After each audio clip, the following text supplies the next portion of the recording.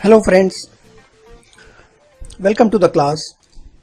Myself N.K. Thukral from Edupedia World. Today I am going to take chapter of private, public and global enterprises. Before considering one by one what is private sector, what is public and what is global enterprises, let me have a brief and broad idea about all these undertakings or all these enterprises.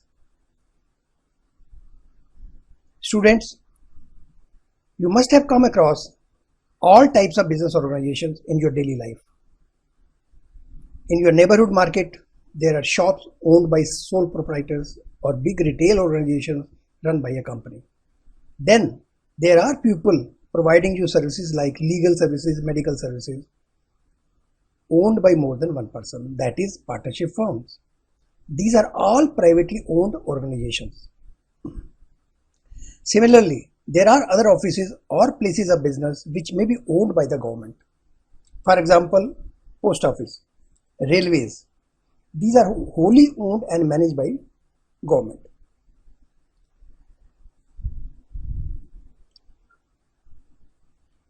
Further, then there are businesses which operate in more than one country, known as global enterprises. Therefore, you may have observed that all types of organizations are doing business in the country, whether they are public, private or global enterprises. In this chapter, we shall be discussing how the economy is divided into two sectors, that is public and private. The different types of public enterprises, their role and that of global enterprises. Students, let me first talk on private and public sector.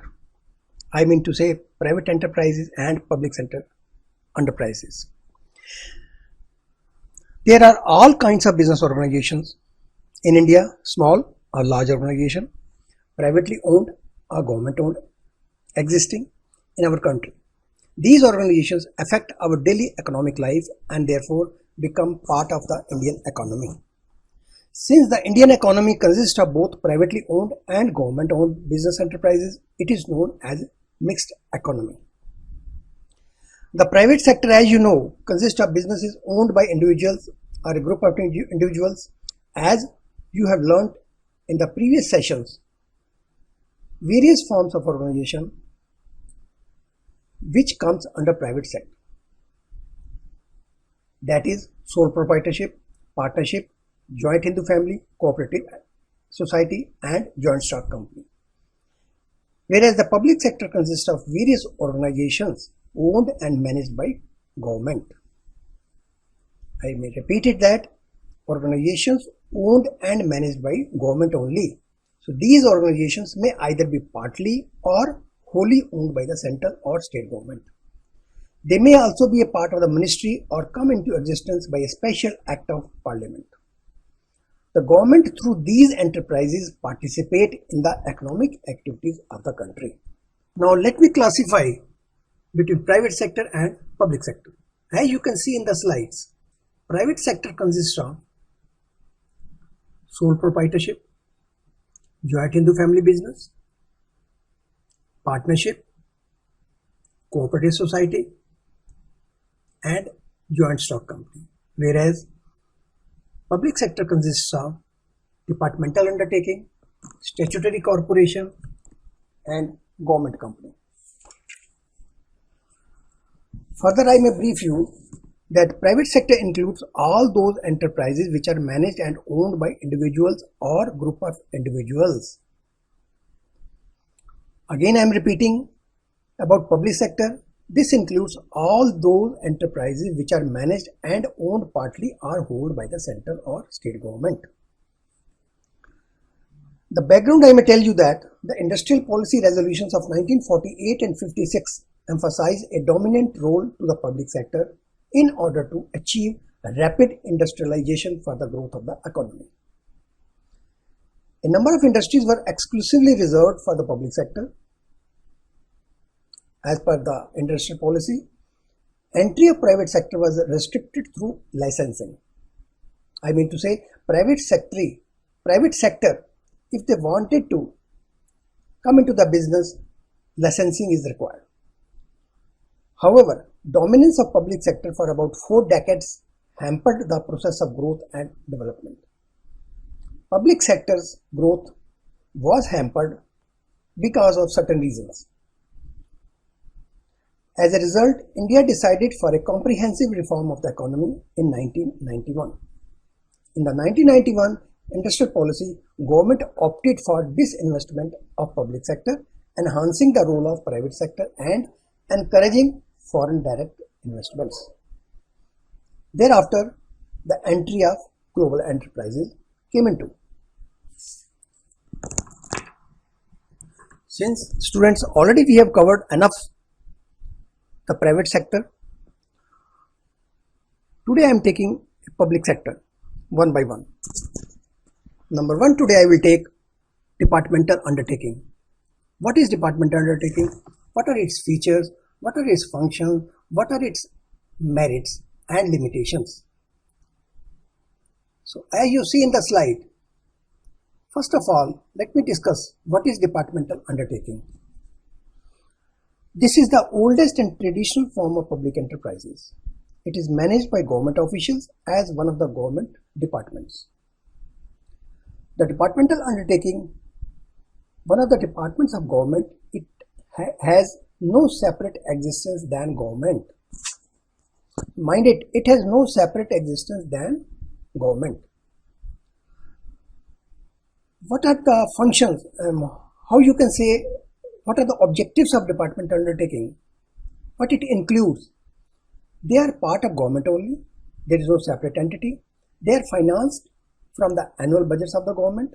The revenues of the departmental undertaking are civil servants and recruited. They are there also and compensated as per the rules of the civil servant rules. They can be sued in the same manner as one can file a suit against the government.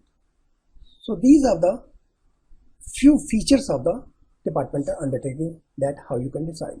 Now let us go in detail the features of departmental undertaking. Number one is finance. This is one of the characteristics of departmental undertaking. It is financed by the government through allocation of funds in the annual general budget of parliament. So mind it that the budget is passed by the parliament. Government treasury provides finances and revenues earned is also paid into the treasury. Second feature of departmental undertaking is accounting systems. This organization is also subject to accounting and audit control as applicable to other government activities. Next feature is management. Departmental undertaking is managed and controlled by a government department and is subject to direct control of the ministry.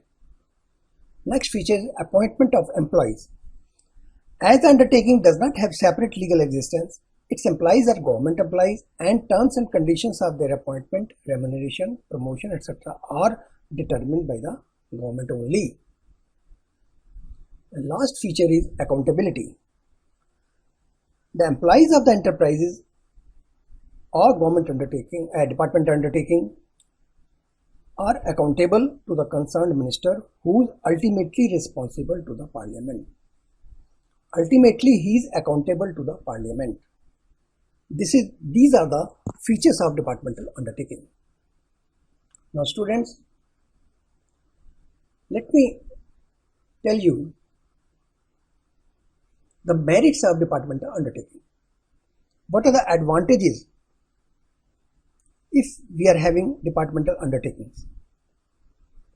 Number one is control.